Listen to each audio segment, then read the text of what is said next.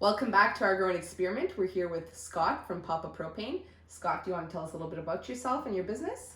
Sure. So my name is Scott, and my company, Papa Propane, without it doesn't sell propane, but I specialize in off-grid propane installations. So uh, I've been working. I guess we'll start from the beginning. So I actually started in the gas industry, propane natural gas industry, when I was 17.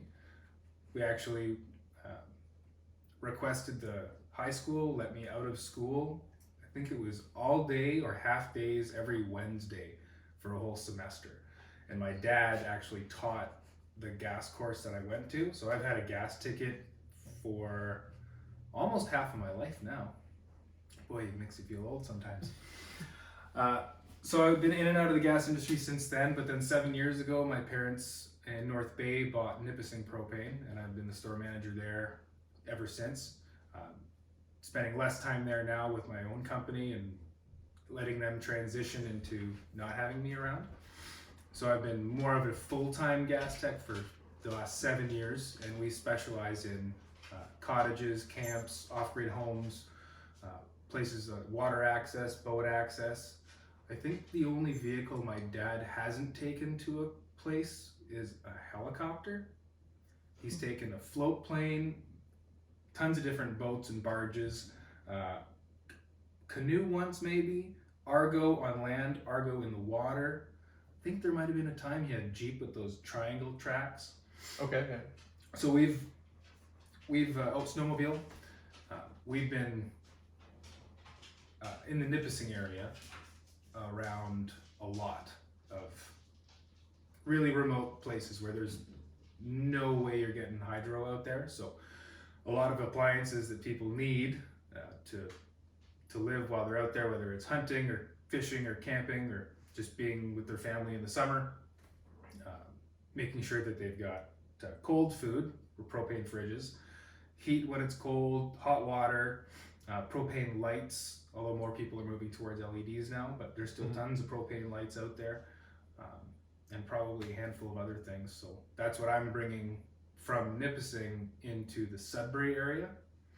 So cottages, and I've got, and I go everywhere. So right now I was actually just talking today to somebody from Temagami, which is about a 2-hour drive from here. Mhm. So I'm going to do work there.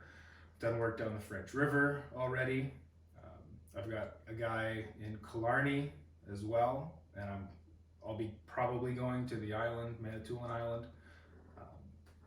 So pretty much the whole shooting match. Right.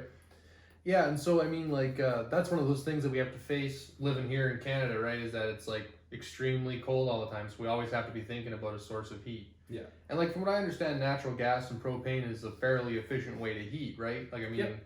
I think that's been partly how a lot of the Western countries have cut down on like their carbon emissions or that kind of thing, right? Well, and here it's more of a cost issue because it depends on how the electricity is being produced. Like we've got hydroelectric here, which is pretty good for the environment overall, better than like burning coal, say. Right. But you'll get more efficient use out of natural gas at a plant that makes electricity out of turning turbines with natural gas firing turbines and everything. You're gonna get more efficiency out of those than in your house. Mm. New furnaces nowadays are in your home, they're gonna be 95+%. Right. And what that efficiency means is how much heat that you put into the box that you call a furnace that gets transferred into the home and how much leaves the home. Mm-hmm. So a 95% efficient furnace is gonna, let's say it's 100,000 BTUs, 95,000 BTUs stays in the house, 5,000 leaves the house. Okay. So electric heat is actually 100% efficient because none of it leaves the house. There's no venting, there's no stack, there's no pipe that brings out flue gases outside. So they're really efficient, but the problem in Ontario anyway is how expensive it is to heat with electricity. Mm-hmm. Right. So of the available options, propane and natural gas are really easy, provided that you can always get it. Mm-hmm. But yeah, they're really efficient. They burn a lot more efficient than gasoline, like people with propane vehicles. I think, don't quote me on this, I think propane burns at about 105 or 108 octane. Okay. So you compare that with 87, 89, 91 for the regular and up to the premium, whatever brand calls it what. So it burns really efficiently. And it's, well, luckily in this area of the world, we've got a huge access to distributors of propane. And if you're in town, you get natural gas, which is always less expensive. Okay, so that octane part with the gas, that has to do with like how cleanly it burns, I guess? Yeah. So it's a knock value. Okay. You may have heard knock before. So No. I don't understand it completely, but basically if you were to take we just drove past one on the way here, a brand new 2022 Corvette, Okay. and put 87 octane into it, it's gonna not backfire, but you're gonna get clunks, you're gonna get sounds coming out of the engine, or knocks, I guess is what they would technically call them. But the higher grade the gasoline, the more pure it is, I guess. So the cleaner it burns. So that's why premium gasoline performs a lot better than the regular gasoline. Okay. Especially in supercars. Like I don't know what they use in NASCAR and F1. It's probably 100 octane or higher. Who knows? It's like rocket fuel. Yeah. But I don't know the exact one for propane in vehicles, but I know it's over 100.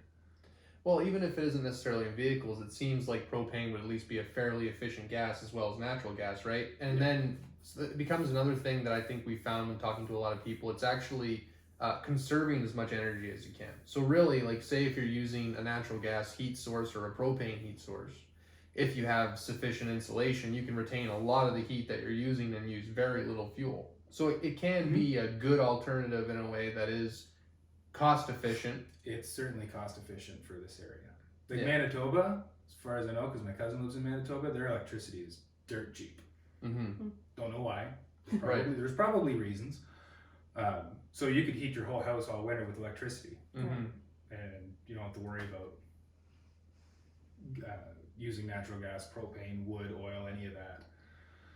Yeah. But beyond the expense, like if hydro or electricity isn't a viable option, natural gas and propane are the next simplest ones and efficient ones.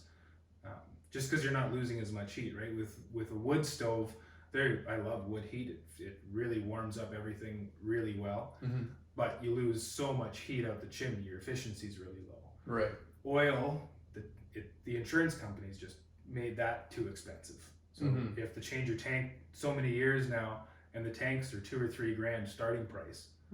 Okay. So with propane, when you're doing propane distributors, they'll put 2 420s or 123s on your property, or a 500 or 1,000, whatever size that they're not going to have to go fill up every 2 weeks. They're going to go like a few times a year. Liters or gallons, so about the same. Okay. Yeah. Because I don't know if they're imperial sized or metric sized. The tanks themselves, everything's sold in liters in Canada. Okay. Right. But I don't sell the propane, so I don't know all that. Right.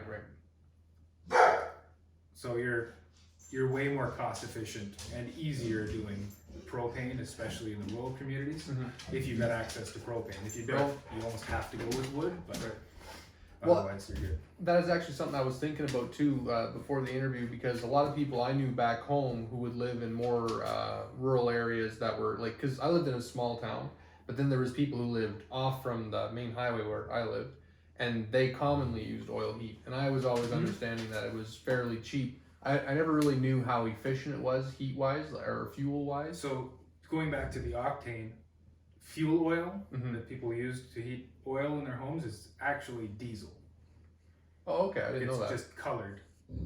Okay, so like same thing on the farm, right? Like they'll have colored diesel so they can tell, like a dyed diesel or whatever, right? Yeah. Okay. So it's number 2 fuel oil, which is diesel. Okay. So right now, using fuel oil with the price of diesel, right? Yeah. Holy moly! I wouldn't want that bill. Was it like, I think I'd seen somewhere it was $2.30 a liter or something like that? I've seen that $2.40. I wouldn't be surprised if it was over $2.50 now. Yeah. So really, I mean, that's becoming less and less a way to go, right? Never Yeah. mind the efficiency, just the cost is forbidding right yeah, there. the cost of the tank itself, period, Right. and then the cost of the fuel oil itself. There's not as efficient oil appliances as there are natural gas and propane appliances. So you're not.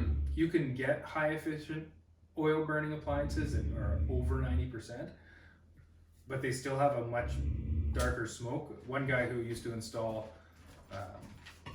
tons of oil furnaces, and he's switched over to natural gas and propane, said he's put some of those on, and this was years ago, so maybe it's different now, but he said the siding, you could just see the smoke stain on the siding of the building Right. because of how dirty the smoke was. That was Yeah, coming like out. the soot. I just think it's more like an exhaust.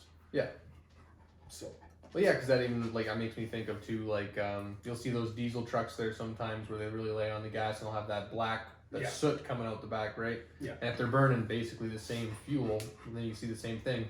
And because what I think lets those trucks do that is they're basically dumping a whole bunch of fuel in there and not burning it completely, and that's why you get the black smoke, right? yeah, that makes sense. So then my thinking would be, say these oil furnaces would probably be not super efficient because you got that black smoke.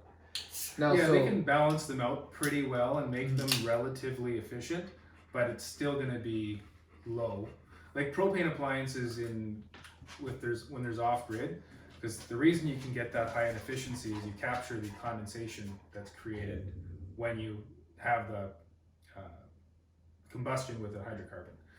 okay, so this is what the propane you mean? Yeah, so anytime you combust a hydrocarbon, which is fuel oil, propane, charcoal, natural gas, you're going to get two main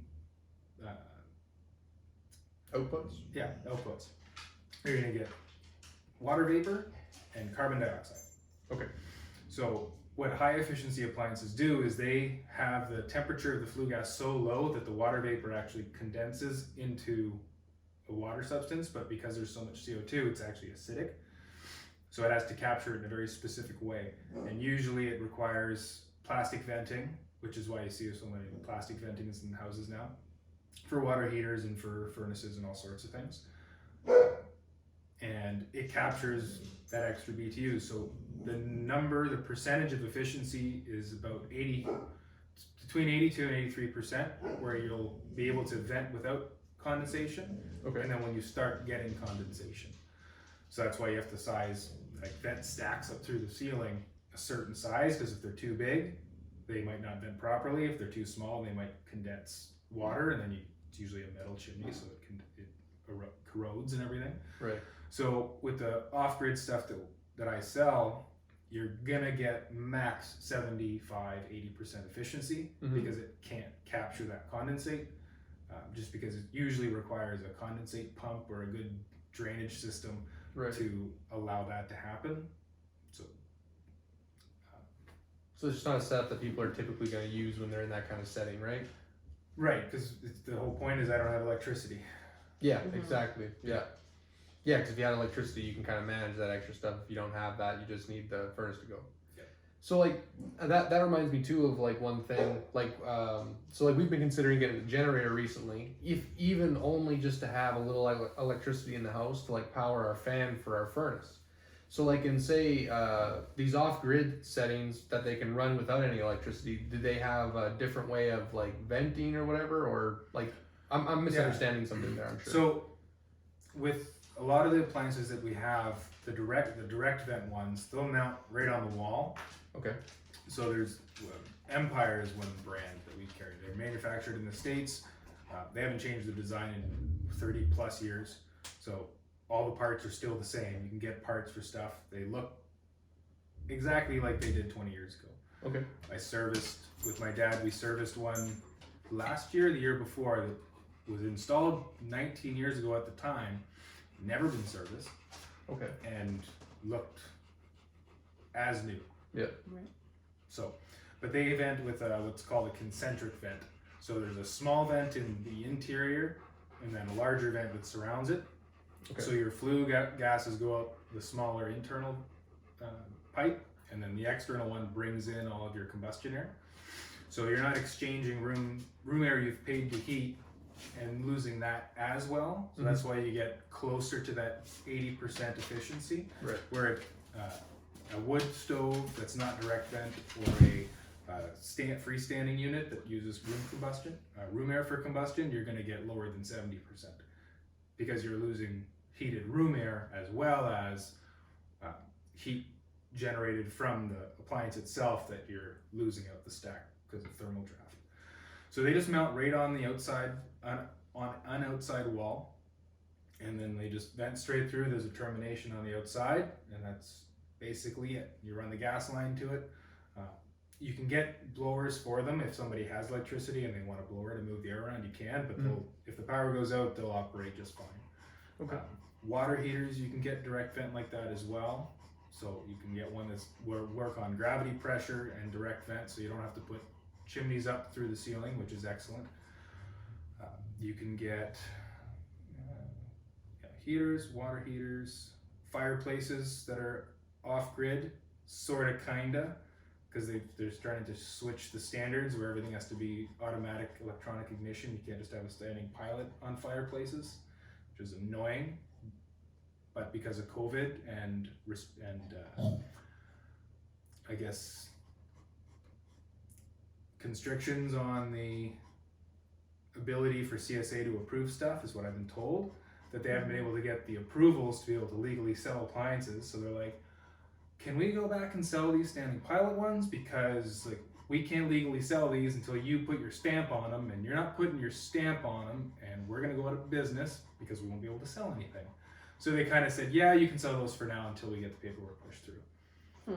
So good old bureaucracy. So it'll be harder to get those ones, unfortunately. So fireplaces are kind of going out, but until they start getting on the heaters and the water heaters, we'll be in good shape. Yeah. Well, because that's one of the things that I want to wonder when you talk about electric heat. Like you mentioned that there's 100% efficiency because it all stays in the house. Yeah. But like I mean, I guess efficiency in one view, because I always understood that cost wise, I mean relative to cost, the amount of money you're spending for the energy you're using, well, you're spending a lot more money for the energy you're actually getting into your house. Well, So, in this province, which Yeah. was the point I was making, is that if electricity was less expensive here, it would be more viable to heat your house with electricity. Right. But because the cost is so high, and then your return on that investment is so low by comparison to these other fuels that you can use to heat your house, it's a no-brainer. Like you could spend thousands of dollars heating your house in the wintertime here. Yeah, because I remember even when we were looking at houses a few years ago, it was like if it was electric, like people would be like, don't go get that one. Oh, it's nothing to have $600-800 a month in your electricity bill in winter because you're heating. And the larger your house, the more you're spending. Yeah, for sure. Yeah, and that's one of the things too that's like a challenge, where I wonder sometimes when we talk about trying to switch to all electric heat and stuff like that, that a lot of these ideas might come from more of our urban areas, like say Toronto or cities that are closer to the border. And I think that's because that's where our biggest population centers are. And it's much more feasible, I think, to do something like that there, because the climate that they live in is also much less harsh. And they're also a lot more condensed. They're a lot smaller places to heat as well, because you're not heating 1,500 square foot, 2,000 square foot homes. Yeah. You're heating 800 square foot apartments or condos. Yes. Now, what's easier, having a condo building that's got 2,000 units in it, I don't know how many units are in a condo building, to vent and run gas to 2,000 units for heat, or run one extra wire while you're doing all the electrical so that you can wire in a 220 heater in that same space. Right. So that part's also easier. You don't have to worry about vents being blocked. You don't have to worry about servicing them as often, I guess. Who knows? You probably have to service them just as often as gas stuff. Right. Which is usually about a year. Okay. Every year they want you to check stuff out. But I think you're right. Electricity down south, because it's a milder climate and because they're heating less square feet per individual, that makes sense. Yeah, and then you also think too, if you have a bunch of people living in one building, you're going to be able to sort of even share heat in a sense, right? Exactly. Because every room around you is going to be at the roughly the same heat, even by radiant heat. If you don't have your heater on necessarily, you're going to be pretty close to what your neighbors are going to be. Yeah, even in the apartment building I was in North Bay before I moved to Sudbury, the hallway very seldom was the heater was turned on. Like, and it was only 9 apartments, 1 floor, and there was it used to be a spa underneath, but they moved, so it was like a vacant building underneath, and there was no apartments above, so it was just 9 apartments on the 2nd floor with really nothing underneath it, and like sometimes the hallway heaters would have to be turned on. Yeah.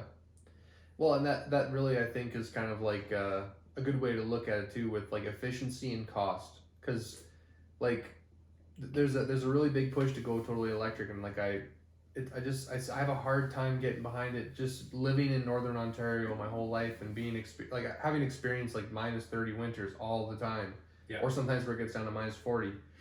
You know, gas is reliable, and it's not gonna break my fucking bank usually. Oops. It's not going to break the bank usually to heat your house doing it, right? Right. And I mean, relatively speaking, it's fairly efficient. Now, when it comes to, say, building homes, it might be a good idea to have people build their homes as efficient when it comes to conserving heat as possible. Mm-hmm. Or even, like, for example, when we were talking about how one of the drawbacks of a fireplace is that really a lot of the heat goes straight out. Well, I've seen people now adopting these rocket mass furnaces, where they're basically, they have a wood stove that's sort of set up in a huge mass, like so made out of stone or concrete, and then basically you're using very little fuel as an input, although you are using arguably a dirtier fuel than, say, electric supplied by hydro. Depends, because I've actually heard that wood is the least polluting hydrocarbon, because all you're doing is recycling the carbon. It's like a forest fire, but like controlled and not burning everything down. Like there's a cycle that wood goes through where it grows and then it burns and then it grows and then it burns. So I've heard that argument. Mind you, it was from a company selling wood stoves. Fair enough. Yeah. But well, it also makes sense in a way, because if you think like a lot of places, like a big mass of trees, say, every so often is going to burn. And a lot of people think like, oh, it's awful, we're having a forest fire. It's like, well, yes and no. Yes, because we don't like to see destruction of life and all that kind of stuff, and we treasure having big, beautiful green spaces. I think that's why a lot of us live in the north, is because we love to be sort of closer to nature and have the big, wide outdoors at our fingertips. Yeah. And so when you see the fire, the forest fire, you think, oh my God, this is awful. But really, it's another turning over of the cycle of life. All these things sort of have to be burnt and die, and then there's beautiful new growth, and this new forest will grow for another 20 years, 25 years, and it'll burn again. So to me, logically, that makes sense. Yeah, and then sort of related, so if you've ever seen like a hole in the ground that was on fire, and it was a natural gas mine or something like that, there was a pocket that got punctured and it was releasing methane. Okay. I don't remember how many times worse methane is as a greenhouse gas than carbon dioxide. I remember hearing it's a lot worse, yeah. So that's why they light it on fire. Because it's better to burn it than it is to release it free. Than it is just to release the methane into the air. Right, because the reaction of the fire is breaking up the molecules and makes it easier to break down. And makes it into carbon dioxide and water vapor. Right. So rather than getting methane, which is CH4 floating up into the atmosphere, you get carbon dioxide, CO2, floating up there. And then you get water vapor and other stuff as well. But those are the 2 big ones, because you also get heat and light. Mm-hmm. Well, that reminds me of another thing I heard before too, where there was some project, I want to say Michigan, but I could be wrong on this, but there was something to do with a water processing plant or a waste processing plant. And the issue was methane was being released into the atmosphere, basically. And they basically developed a plant that would capture the methane that was being produced by the waste disposal facility and then burn it as an energy fuel. Yeah. So, like, you know, is it the gold thing that you're trying to get to where you have zero emission? No, but are we cutting down on something? Yes.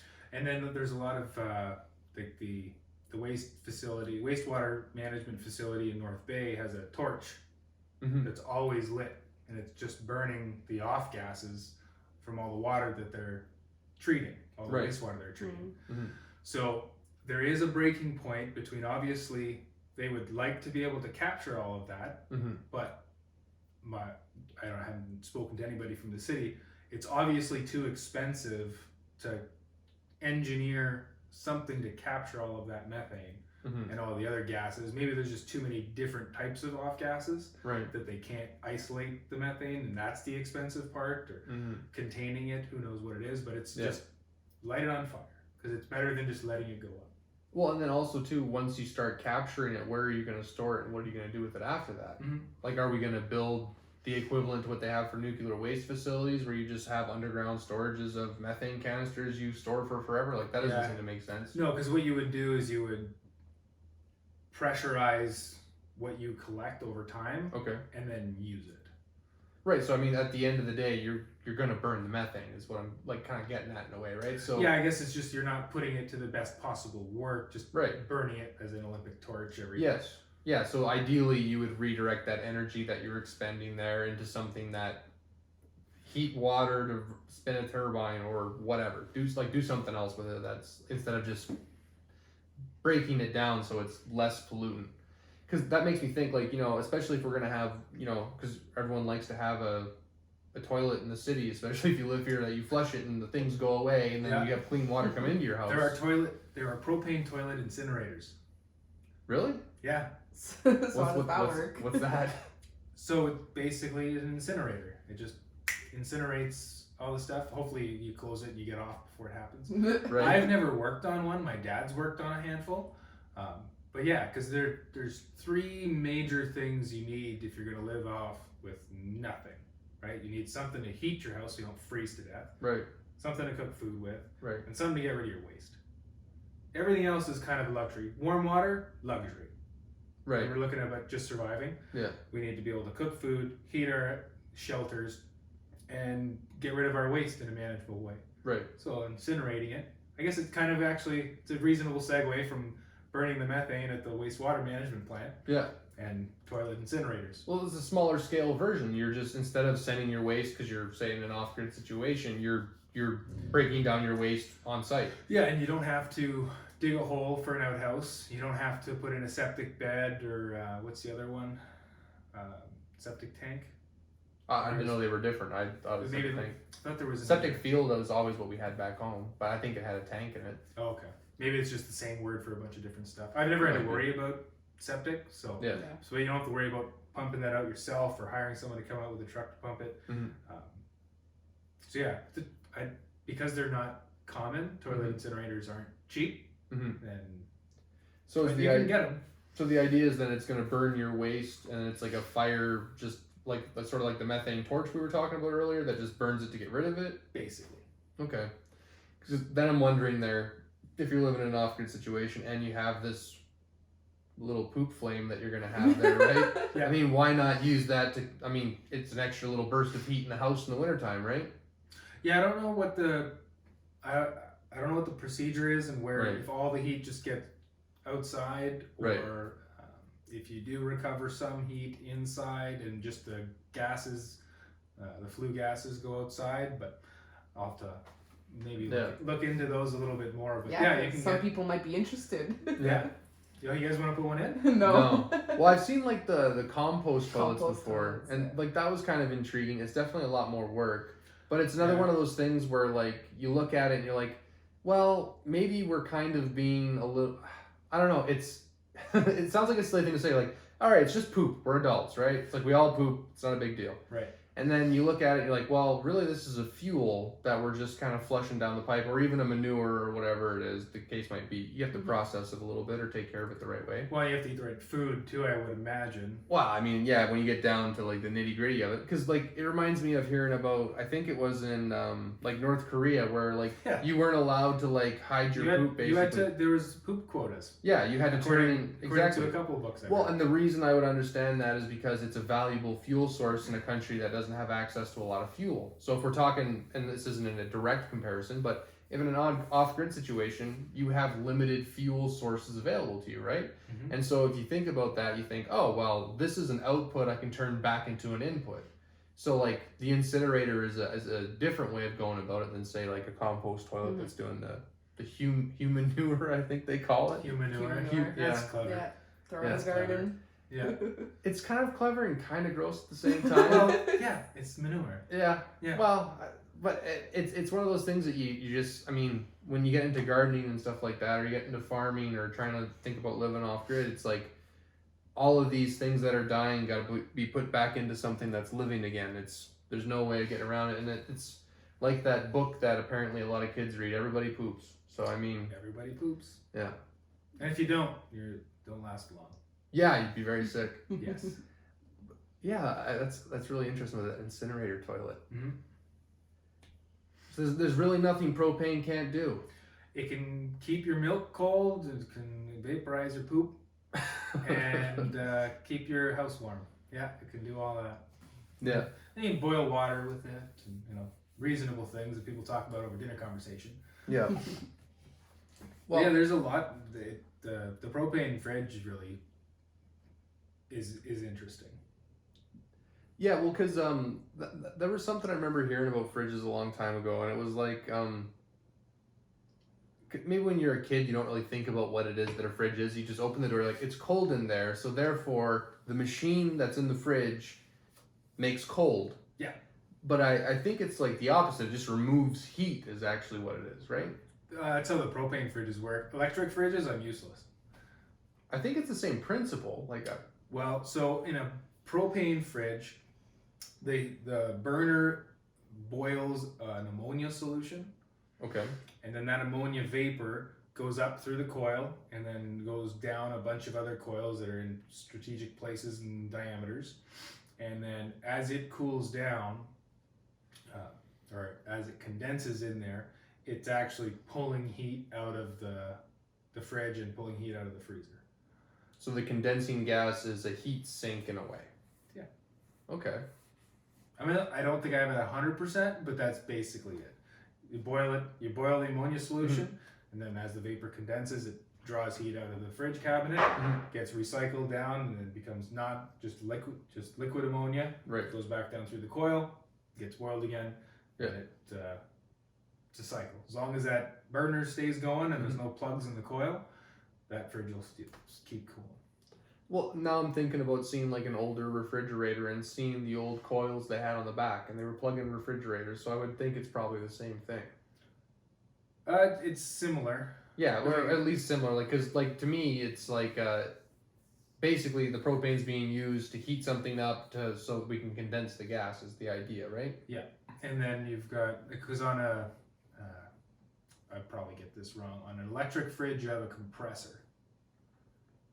I don't know if you have a compressor on a propane fridge.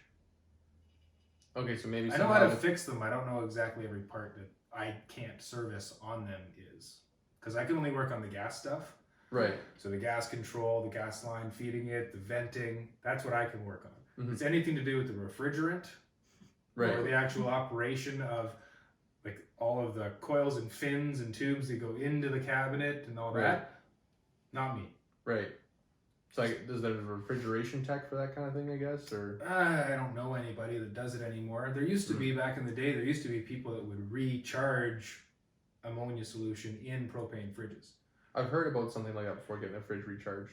I don't know of anybody anywhere nearby that still does it. Right. So it might be the case that people, because say they're using a propane fridge and say they have it in a camp, let's say, they're not using it very often, say they're using it 3-4 months out of the year, and then they're kind of shutting it off, and so they're probably getting 20-30 years out of it without having any real issues. Generally speaking. Yeah, so if something goes on it, they're probably more likely to jump for something that's likely to be more efficient anyways and just get the new one. So yeah, so it's a big investment. Well, for older fridges, if you can get parts for it, it's usually worth the investment depending on what's wrong with it.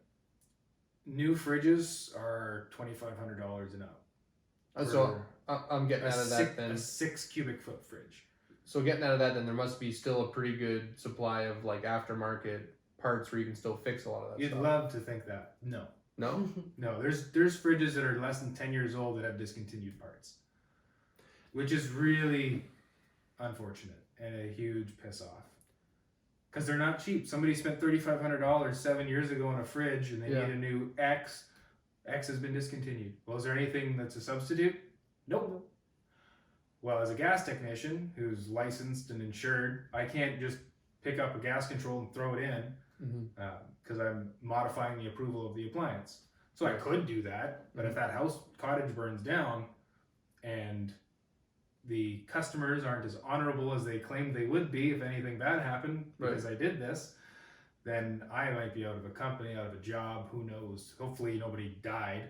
Yeah, exactly. That sort of stuff. So it's really tricky because there's a lot of stuff in cottage country when you get out there and you see it and you're like, that's not the code. What? Where do I start? Right, yeah. It's been like that for 35 years. I'm not saying it didn't work for 35 years. I'm saying that it's tough for me to look at this and then leave and say everything's okay. Yeah, well, because all of the regulations and the standards must change. That's 2 generations you're almost talking about there, right? 45 years, 35 years. Yeah, the gas code installation book is usually about a 5-year cycle. Right. So they get about $300 off every gas company in Ontario, at least, because that's where TSSA is the authority of the jurisdiction. So you have to buy a new code book when they come out, and they're usually $350. Right. So every 5 years, CSA group makes 300 times however many heating contractors there are. Right. And so my next very question, small changes, but my next question on that then would be, is how much efficiency are we gaining over a 5-year period, or how much is actually changing in the field in a 5-year period? Especially considering that a lot of the stuff that you're, say, going to come into contact in the field with is older.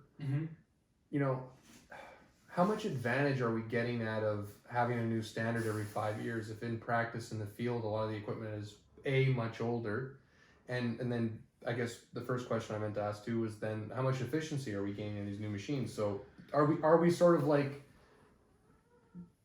remaking the wheel in a way, like we put out a new furnace every year but it's not really any better than the furnace 5 years ago, and are we kind of just maybe putting undue pressure on consumers that way? Well, yes and no. So yes, in my niche of the industry, you're right. Not much has changed.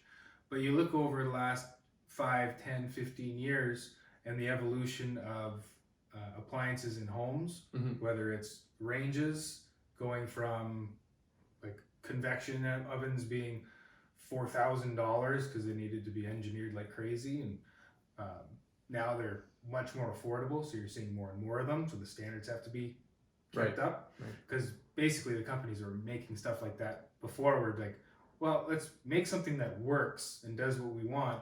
And then there's other companies that do copycat stuff, so they would want to shore up. It's always the cheaper standards to be for that. not the person who's innovating, you're the person coming in after.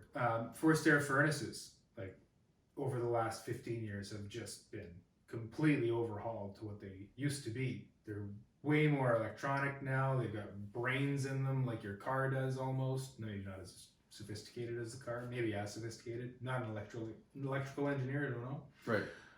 On-demand water heaters. Right. Have been a huge innovation throughout the world over the last 10 or 15 years. Well, at least in Canada through the last 10, 15 years. I don't know what they use in Europe or Japan or China, whatever.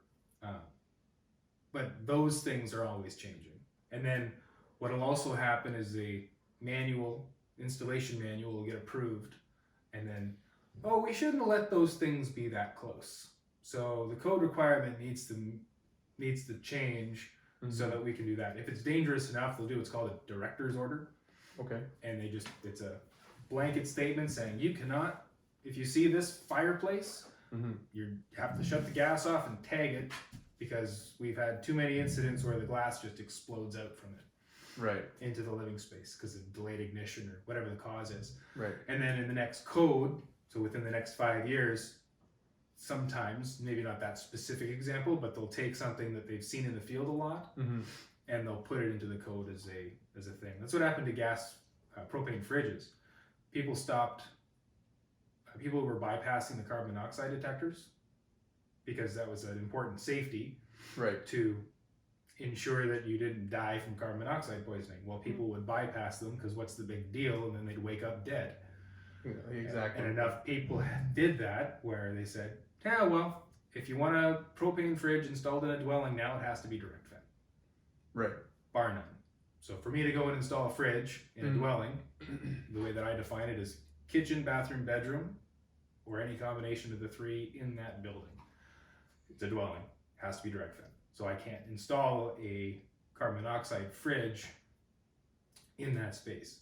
You can install them in a garage, you can install them in like a porch that's separate, not like a 3-season room, but like a separate outdoor porch, a storage shed, anything that people basically aren't sitting down. Right. Yeah. Type of thing. Because you're gonna be laying down, going to bed in the house kind of thing, which is the dwelling part of it, right? And that's usually, like you said, the wake up dead part. And all because people were bypassing safeties. Because they couldn't make the safeties more strict because people were just cutting them out anyway. Yep. So now they're like, okay, well, everyone has to suffer. Well, that's the other thing with regulations and being from a small community and growing up around what people might call rednecks. You have regulations, or you have like, oh, you got to have this kind of catalytic converter on your truck. The first thing you do in my town when you're 16 years old, 17 years old, and you get a truck, you cut that catalytic converter off. Yeah. Because it sounds way cooler. Yeah. Like, so I mean, that's the thing too with people is people are gonna kind of do what people are gonna do. Now, in that case specifically, we're talking about like cool noise with no real harm and waking up dead in the morning. So like with one of those kind of things, you're like, oh well, this is a pain in the ass, so I'm gonna skip this regulation. But it's actually kind of a good regulation in a way where it's like you shouldn't do that because you could get carbon dioxide in your house and that'll kill you. Yeah, and it wasn't even all. Part of it was the monitor, but the other part of it is somebody's bypassing the safety. They're not getting a technician to go in and clean that properly every year and inspect it and make sure it's working properly. Right. So it's probably been sitting there for 15 years, like you said, not fired for 3/4 of the year. Yeah. And then the year they're like, oh, yeah, it's not working now. Let's get this thing out of here. And oh, look, it's working. Keep it going. And that's where stuff happens. Yeah, it's fine until it's not. You're like, oh, it's been fine. And then as things get older, it's going to stop venting properly or whatever the case might be. And then you're in trouble. Yeah. The problem is the recirculation of combustion products. So you've got nice fresh air inside the house. And it's using that air and it's putting it back into the house. Right. So they burn pretty clean. Most fridges nowadays will run between 20 to 30 parts per million CO when they get going, which is, if you had the windows closed, you'd probably get a little lightheaded. Okay. Maybe. Depending on your sensitivity to it. But if you had a window cracked, like nothing. If everything was closed up, once all that fresh, nice oxygen is used up, now it's recirculating spent combustion air. Right. So it's now performing incomplete combustion, which is when you start getting an exponential increase in carbon monoxide. Right. So, my opinion, the fridges probably weren't serviced as well as they should have been, or as often as they should have been. The carbon monoxide monitor was bypassed, and there was little to no fresh air infiltration in the area.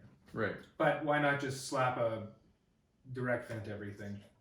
Well, when you mentioned that too, where the direct vent thing, that also just seems like a foolproof solution, right? Where it's like you just run the air outside. Yeah. The problem is if you've ever tried to light a match outside, or light a lighter when it's windy out. Well, a flame on a propane fridge is only about 1,500 BTUs. Okay. So it's small. And it has to vent from the bottom. And not to derail you, but for comparison, 1,500 BTUs, what kind of flame size are we talking about? Or is that even relevant? Not even my pinky, last part of my pinky. Okay, so like it's a little bigger than what you have on a Bic lighter, really. Yeah. Right. pretty much. It's sharp blue. If it's burning real nice, it looks like a little crown. Okay.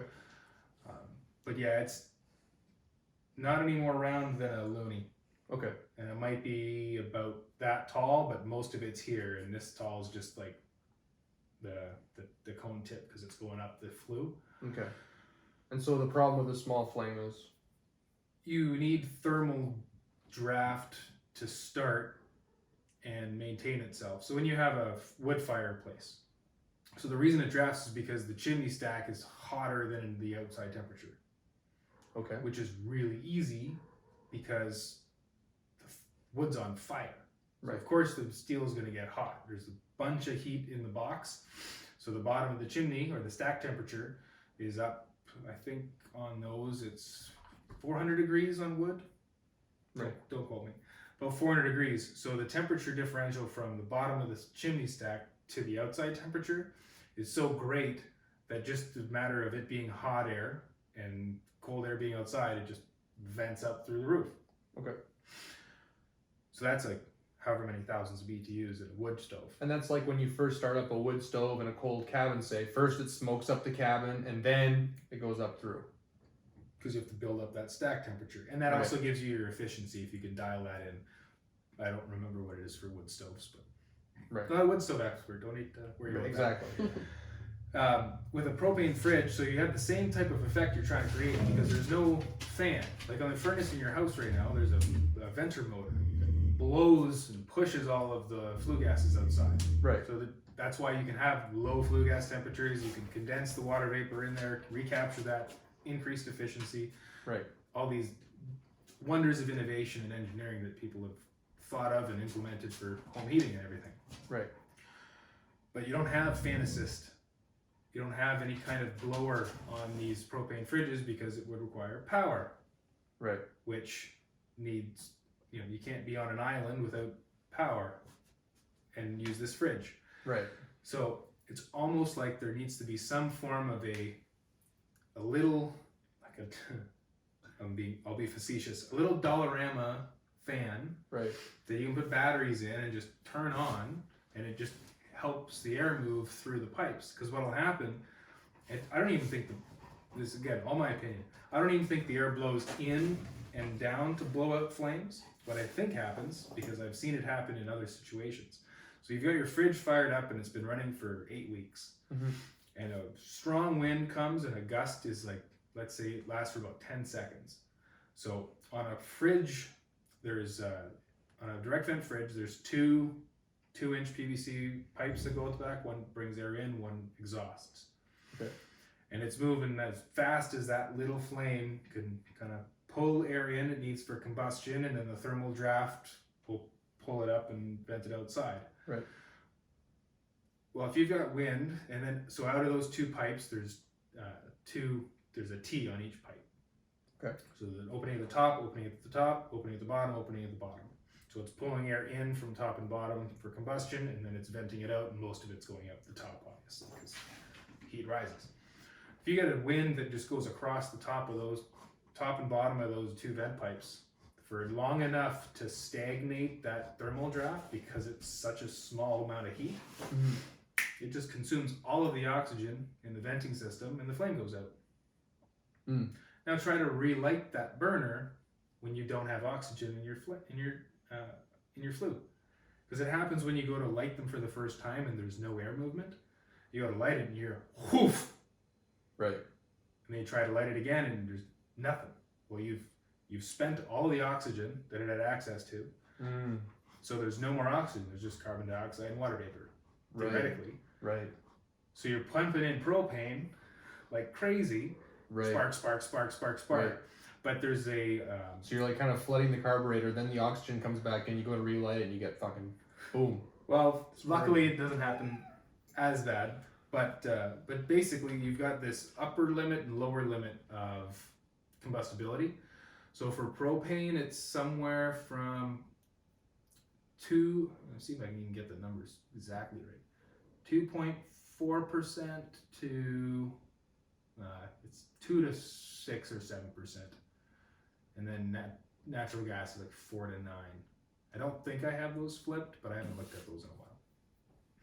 So if you've got way more, not only no oxygen, but now you're pumping in tons of propane, it's not lighting.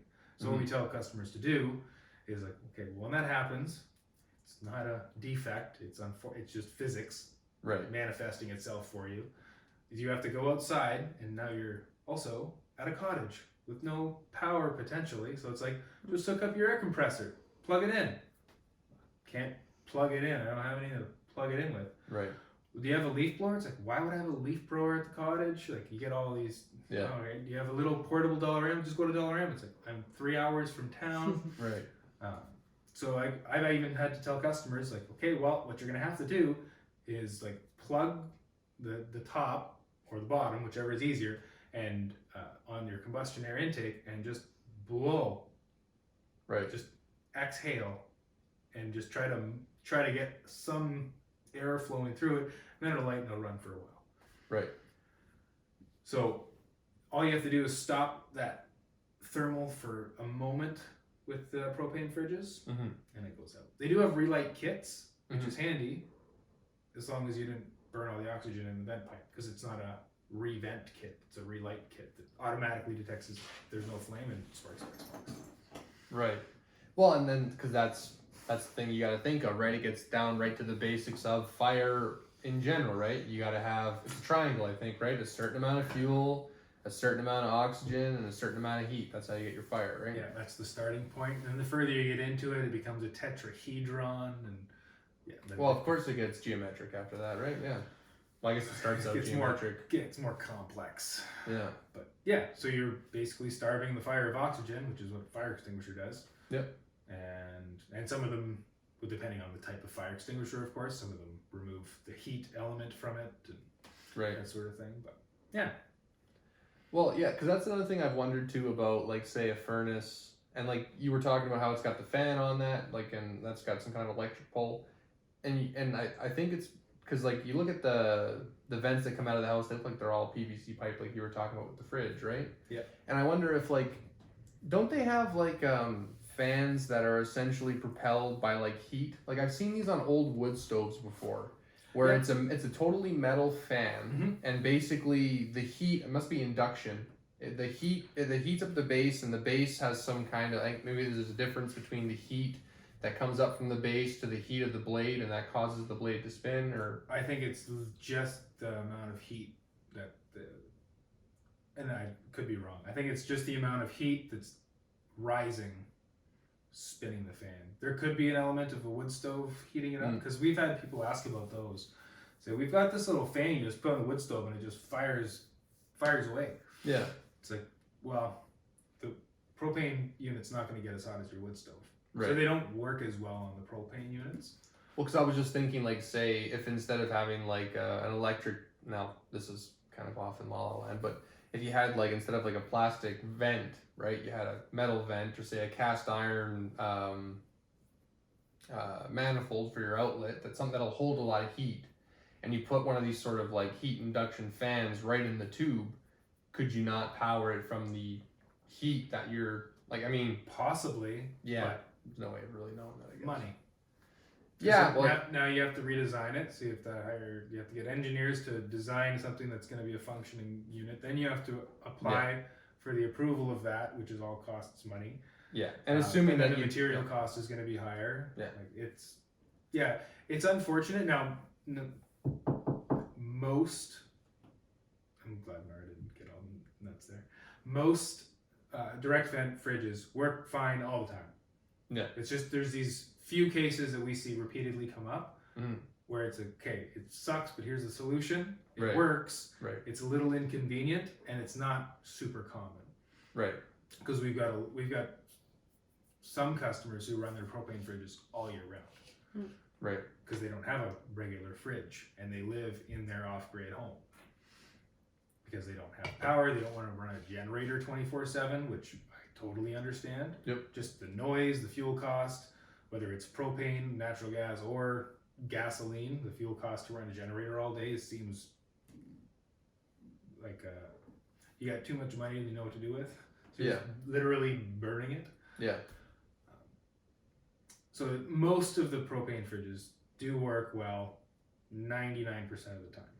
Yeah, and like you're talking about using a generator, say, you're talking about using like a whole lot of fuel to power kind of everything, where you could use like a propane fridge, which is probably not burning all that much fuel for what it's doing. Like it's probably fairly low energy input to keep the fridge cool. Yeah, so right now, for example,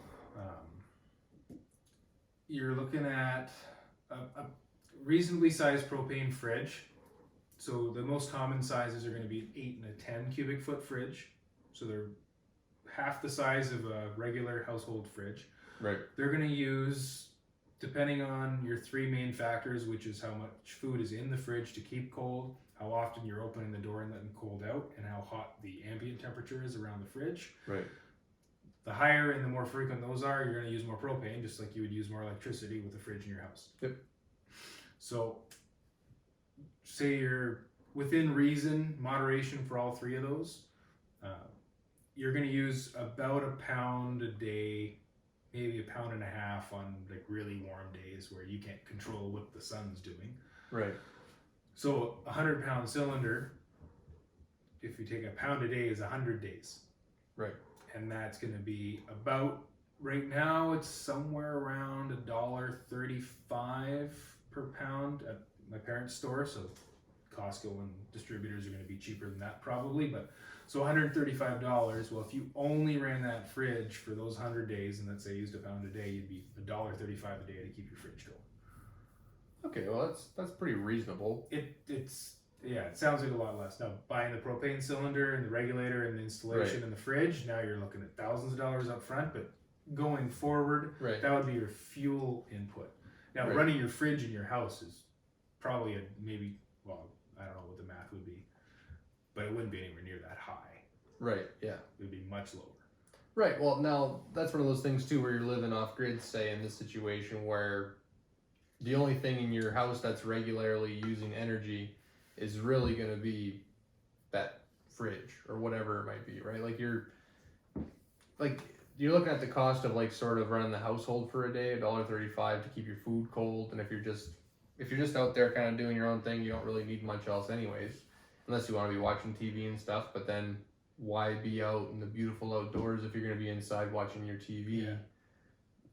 Because I think about a lot of these cottage situations where really like you need to keep your food cold, and then outside of that you need to heat your food up, and you need to heat the cabin, right? So if you got those three things covered, most of the summer you're not heating the cabin because it's hot. You have to keep your food cold, so that's fine. And then you got your stove, and if you're only cooking say 2 meals a day, or maybe you're cooking 3 meals a day, let's say you're really living out large, you're not really burning all that much fuel, and you're talking about relatively low fuel expense for the day. So I mean, like, I don't know. I don't know. I think it's like I kind of worry sometimes about like we're running away too fast from fossil fuels. Like I understand that they're not perfect and they do emit carbon and all this kind of thing. Mm-hmm. But I mean, isn't it kind of the nature of anything that we're going to do as people that we're going to release carbon in the atmosphere? I mean, I understand the harm reduction, the mitigation. Like we want to be as efficient as possible. I understand all that, but like I worry sometimes that like in an effort to do something great, we're sort of throwing away something that's really good. Well, to use an old adage, it's throwing the baby out with the bathwater. Yeah. It's like unless they do something, I've heard rumors they're going to knock electricity pricing down to something like 2 cents per kilowatt hour during the night, so you can charge your car, and that's when it's coldest usually, so you're heating your house. And if they do that, then it's you have to have access to the hydro grid.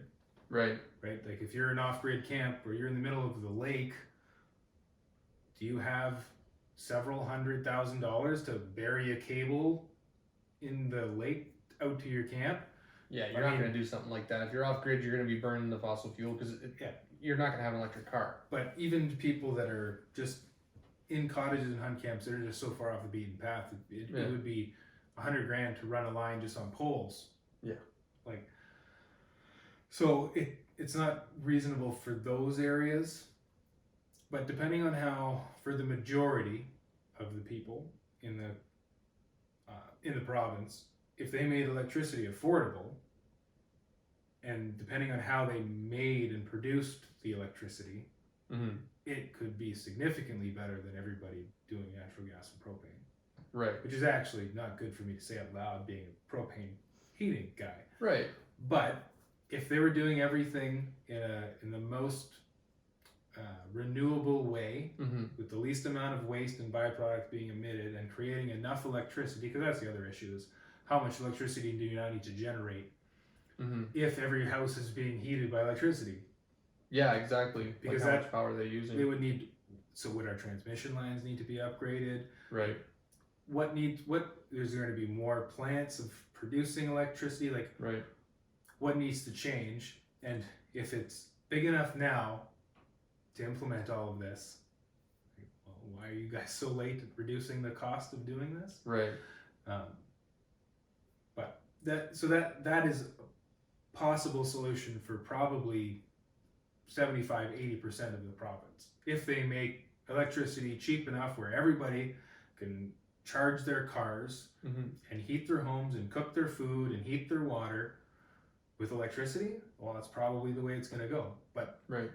how much needs to be subsidized, and there's a true cost to stuff, so it's not just the cost of the homeowner. Yeah, it's not going to happen overnight, right? Well, and that's a good point though too, right? Like the infrastructure that goes into doing that, and then you consider especially how Canada, although we have most of our population lives along the border, or say within 200 kilometers of the border, there is still a substantial amount of our population that lives out kind of on their own, or lives in Mhm. very rural or secluded areas.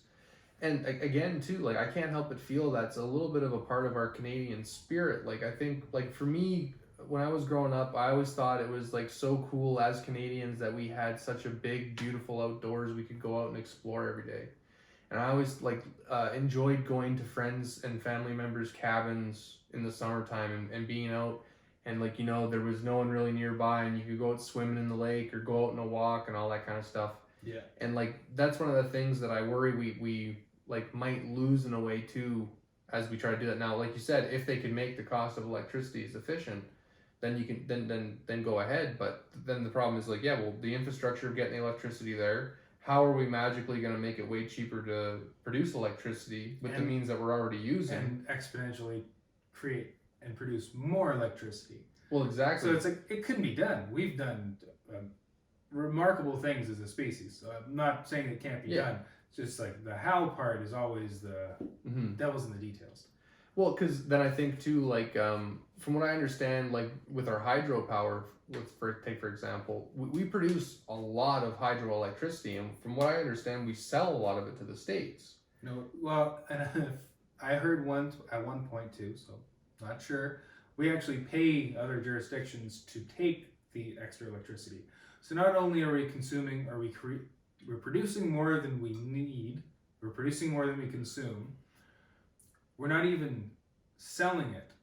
We're either giving it away for free or paying them, which means we're giving them energy and money. Mm-hmm. When it's like, why can't we just can we not just turn the dial down a little bit? Is that possible? Can we turn off one of those turbines, block the water going into that turbine, because we're making too much? So I don't know if this is true, but in Ontario, per capita, I would have to look up the numbers. I think we use one of the lowest kilowatt hours per month as a household, as an individual, right? And we have one of the highest bills. It's that disproportionate. It seems like that's a common thing in Ontario. I remember hearing this about even cell phone bills back in the day, and our insurance we pay on our cars. It seems for some reason in Ontario we pay way more than everybody else pays for everything else. And to that effect too, when we're talking about that we produce so much energy that we're literally paying people to take it, if this is the case. Or even just giving it away for free, not even selling it. Even if that is the case. And the idea is that we want to have more people using energy. Does it not make sense, instead of paying people year after year to buy your excess energy, to create a new output that requires energy? And if the idea is to have more electric heated houses, well, maybe that's the push. Well, why not? Why? That's the if I were a politician, I would think instead of paying, let's say, Buffalo or New York to buy our energy, why don't we give some kind of a benefit to a taxpayer, a person who's going to build a house, give them an incentive to put all electric heat in? Well, that might be the incentive that they're pushing to go towards electric heat, is because we've been doing it this way so many years. Right.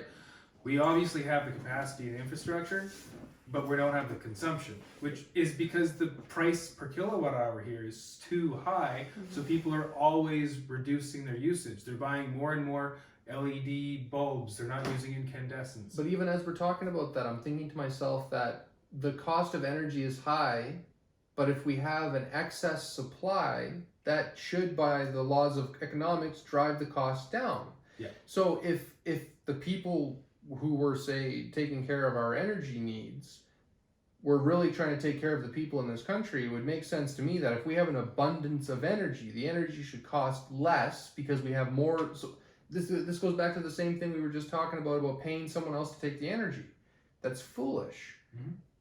I mean, you should be putting it into someone's, like, if we're going to complain that someone doesn't have enough money to heat their house and we're literally paying someone to take energy that we could be using to heat that person's house, that's absolutely foolish and totally, I mean, hope it's not true. There must be some nuanced thing here I'm missing, but it's totally inexcusable if that's the case. Yeah, exactly. I hope it's not true. I hope I misremembered or misrepresented something. But I believe I've heard the same thing. And like when you think about that, it's like, okay, well, we have an abundance of energy, which makes sense because Canada is beautiful and full of all kinds of resources.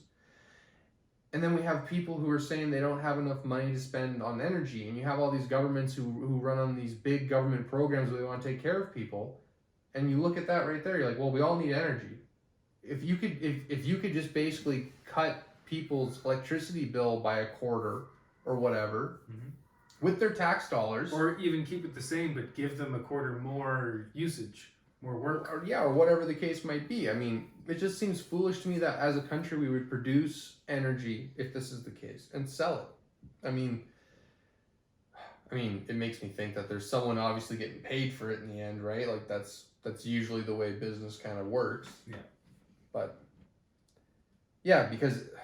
because that really would be the sticking point of, say, switching away from more hydrocarbon fuels to a more, say, electric source from hydroelectricity, is if we could make the cost of it lower. And if it's obviously not a supply issue.